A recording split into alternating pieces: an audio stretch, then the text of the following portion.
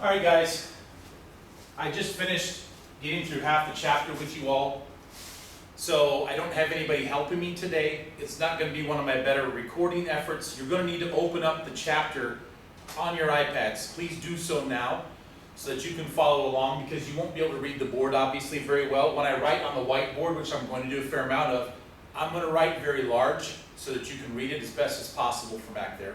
And I'll talk loud so you can follow along. So please, get your iPads open, turn to page 123. Let me make sure I'm telling you the right number. Yeah, page 123 on your iPads. The top of the page, it says, using function notation to solve and graph. So if you need to pause here to give them a moment to get themselves opened up for the iPads, please pause now. All right. So it says using function notation to solve and graph. And we already started doing this earlier in class yesterday when I had you solve and then said what are the coordinates for what you just did. And that's all you're doing here, okay? So we have here this equation, h of x equals 2/3 x minus 5. It wants you to find the value of x for which h of x equals -7. Okay? Now, there's a slight change of what they just did here. Instead of asking you to solve it for when x is -7, they said solve it for when h of x is -7. If you recall what I told you, this h of x is the same as y, the letter y. So what this is asking you is find the value of x when y equals -7. Okay? So all you do is you substitute in for this whole thing, -7 equals 2/3 x minus 5. Okay, again, because you want to solve for when h of x equals -7, I put the -7 there. We're solving for x, okay? So now I just do the algebra that you all are familiar with. Just move it over to the side. I'm going to add 5 to both sides first. I get -2 equals 2/3 x. I'm solving for x. I have a fraction in front of it. Keep change flip. You all should know by now. I multiply by the inverse. 3/2. That cancels out here. X equals, the 2 cancels out the -2. This becomes just a -1. X equals -3. Okay? I can check that really quick to make sure that works correctly. If I put this -3 in for x up here, 2/3 times -3 becomes -2. Minus 5 is -7. Okay? So again, the thing that changed here differently than what you've seen is, instead of giving you the value of x, they gave you the value of h of x, which is what we said the same as y. What's going to make this hard is not the math. It's understanding what they're asking you for and how to solve it, okay? All right, so graphing a linear function that's in function notation is the next thing. Let me clear the board really quick.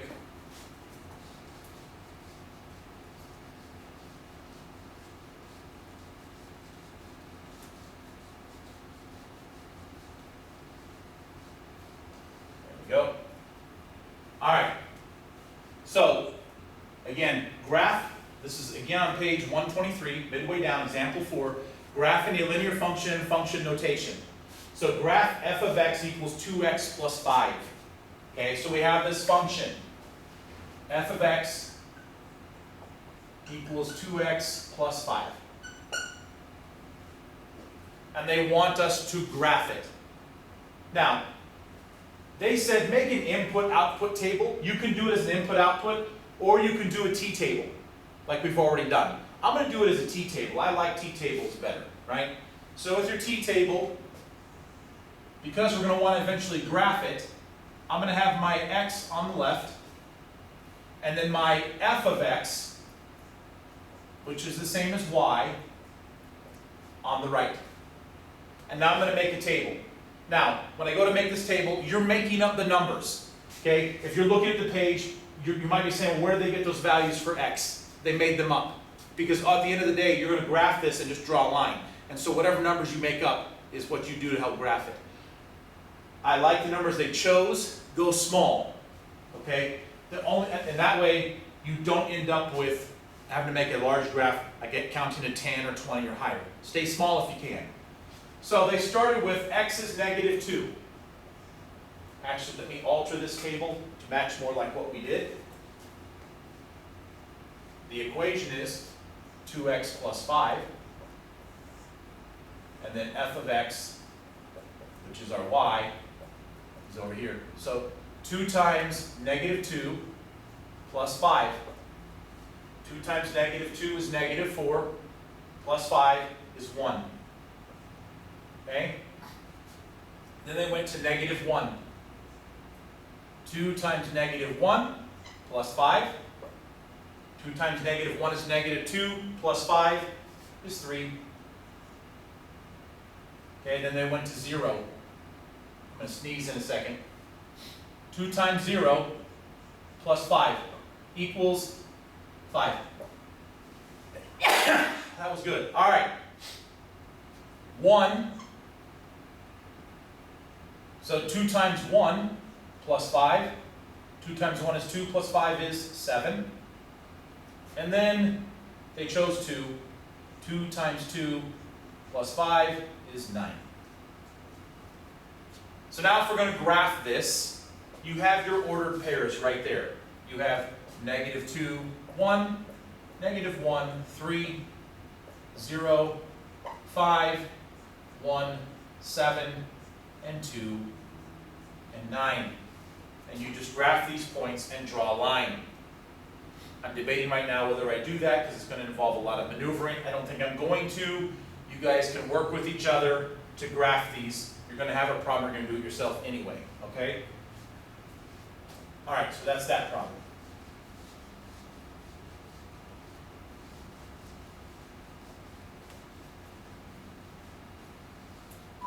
Okay.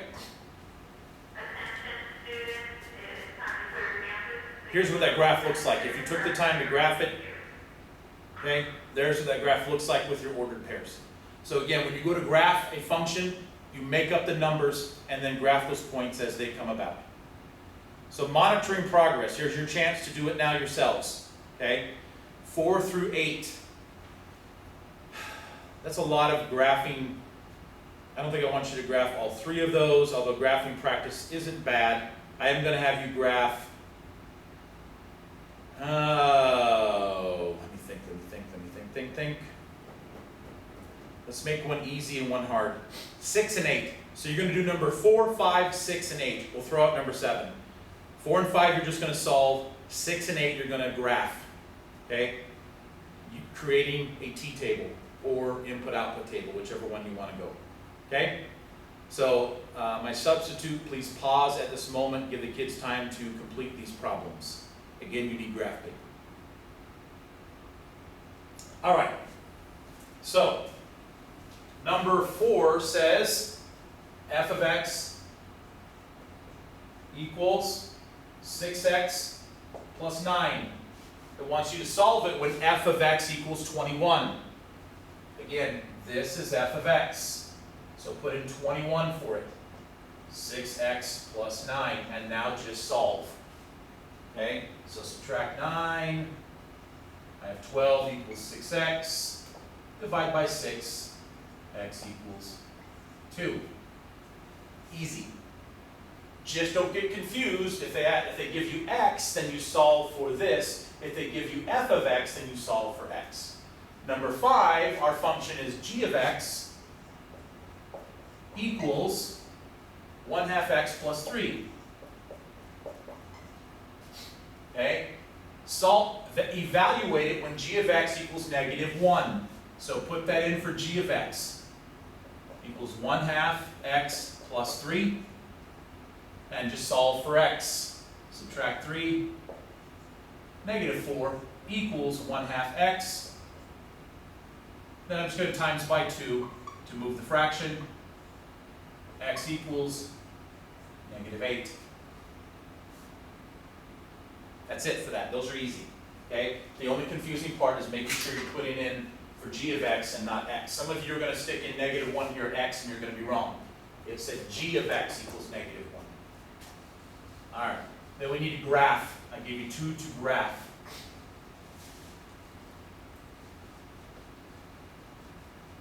Alright, so let's make our t-table. F of x equals 3x plus 2. So I have my x, my function, and my f of x, or my y value.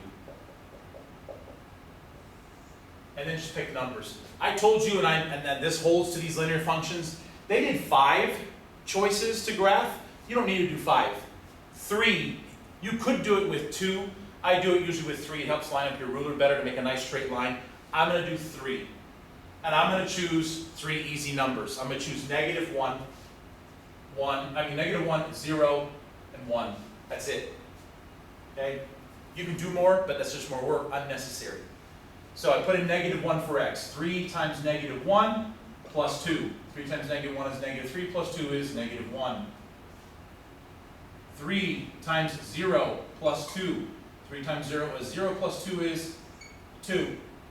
And then 1.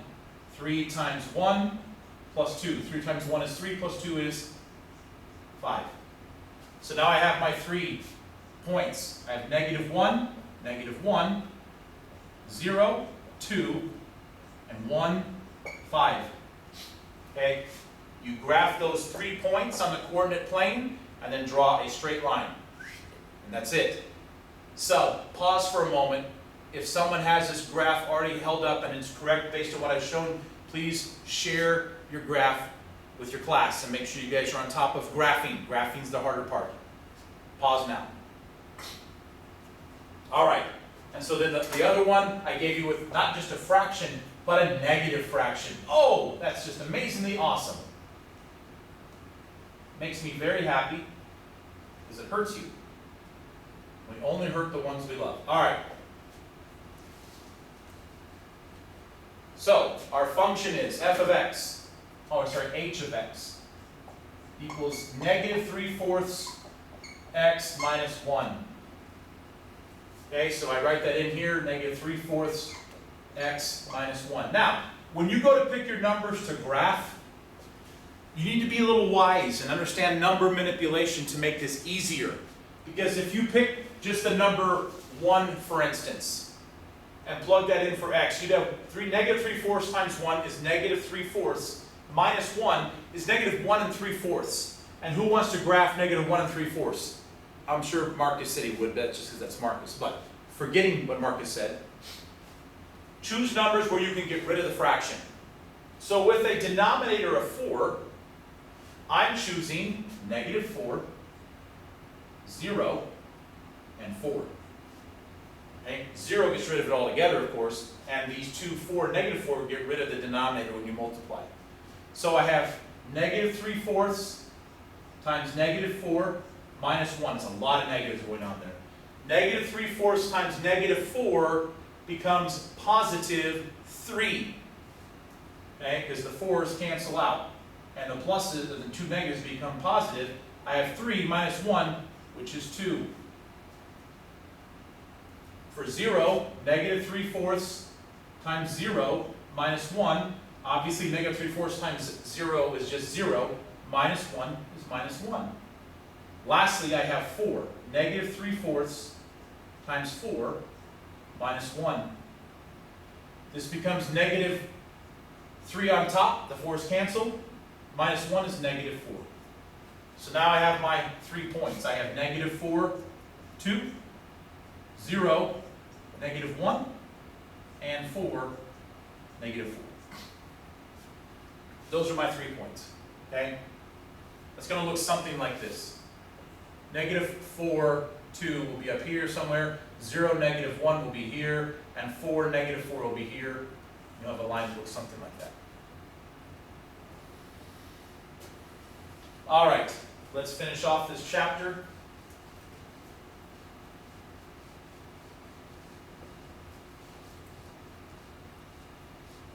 erased.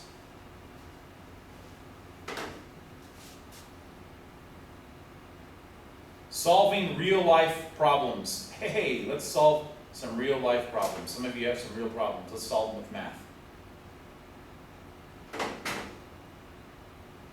So, the graph shows the number of miles a helicopter is from its destination after X hours on its first flight. On its second flight, the helicopter travels 50 miles farther and increases its speed by 25 miles per hour. The function f of x equals 350 minus 125x represents the second flight, where f of x is the number of miles the helicopter is from its destination after X hours. Which flight takes less time? That is a lot of reading, and I imagine a fair amount of you are lost right now. Please, you need to be following this in your book because on the board it's not going to show up well. Look at the graph that has the helicopter. Understanding what the helicopter graph is telling you is the key to success in this problem. So on its first flight, on the vertical axis, it says that these numbers represent the distance in miles. Okay? It's the distance in miles to its destination. And then at the bottom, the horizontal is a number of hours. So they show you a continuous graph to show what has transpired. Understand this. I want you to look at this graph for a minute and try to make sure you understand what this graph is telling you, and then I'm going to share that with you.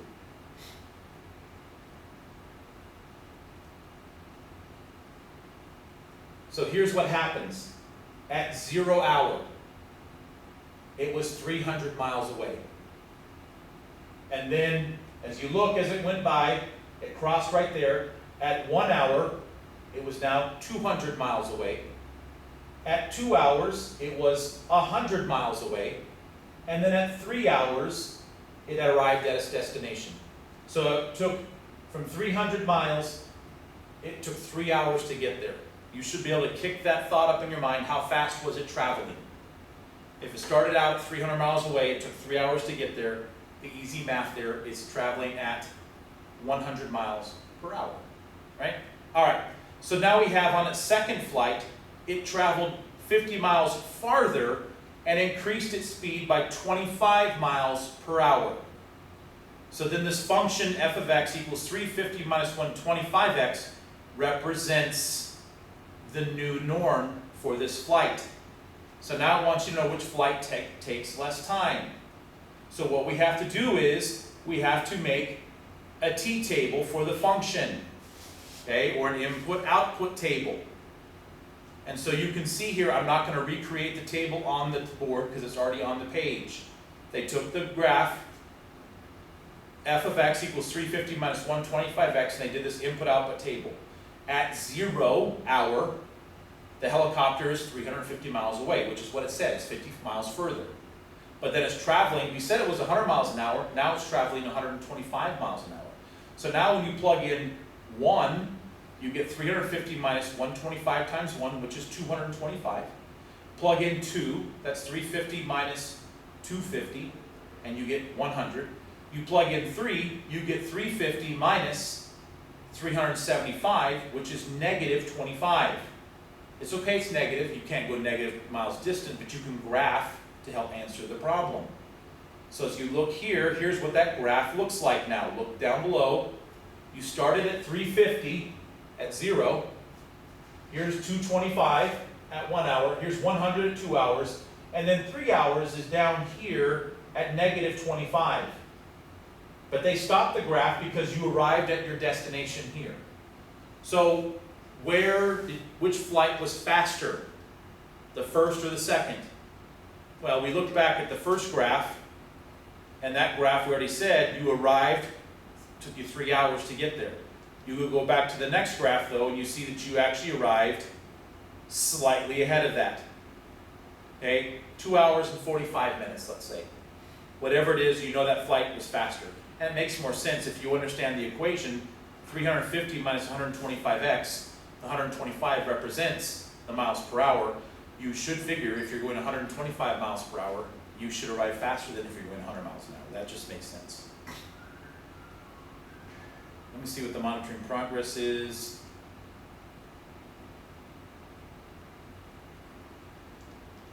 Rather than graphing this, I just want to see if you can interpret this then based on what we said.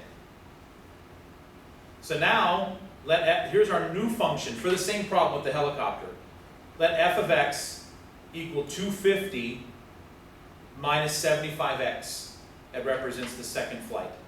Which flight takes less time? The first flight where it was 3 hours, or this flight? So if you calculate, we actually need to get this flight down to 0, okay? And if you did it, this flight, if the first flight took 3 hours, so let's look at this equation really quick. F of 3 hours that the first flight took. Let's see where this compares. 250 minus 75 times 3. Okay? So what I'm doing is, we know that the very first flight, it was 300 miles away. It took us 3 hours to reach our destination. So now with this new equation, I want to see which took a shorter flight, this second flight or the other one. So I'm taking the 3 hours from the first flight, plugging it in, and seeing what it tells me. So that's 250 minus 225, which is 25. What does that mean? What it means is, after 3 hours with this new equation, I still had 25 more miles to go.